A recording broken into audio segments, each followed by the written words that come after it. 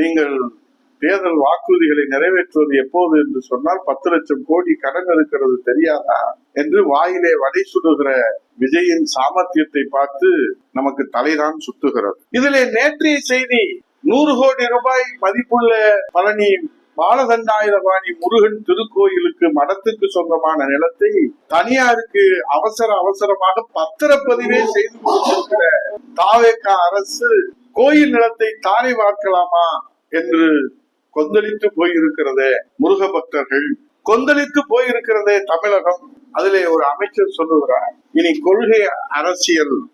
கொள்கை அரசியல் செட் ஆகாது என்று மெத்த படித்த மேதாவி நிதி அமைச்சர் பெண்ணை விரட்டி அடித்த வீடியோவில விவகாரத்தை கிளப்பிய நிதி அமைச்சர் கொள்கை அரசியல் இனி செட் ஆகாது என்று அசால்ட்டாக பேசியிருக்கிறார். அளவே இல்லாமல் போய்கொண்டிருக்கிற இந்த அதிரடி ஆட்டத்திற்கு முடிவுதான் எப்போது? அளவே இல்லாமல் போய்கொண்டிருக்கிற தாவேக அரசின் அதிரடி ஆட்டத்திற்கு முடிவுதான் எப்போது? ஆகவே இன்றைக்கு தாவேக அரசு இன்றைக்கு 2 மாத காலத்திலே என்ன செய்திருக்கிறது என்பது மக்களுக்கு புரியவில்லை என்றாலும் ஒன்றை மட்டும் தெளிவாக செய்து கொண்டே இருக்கிறது.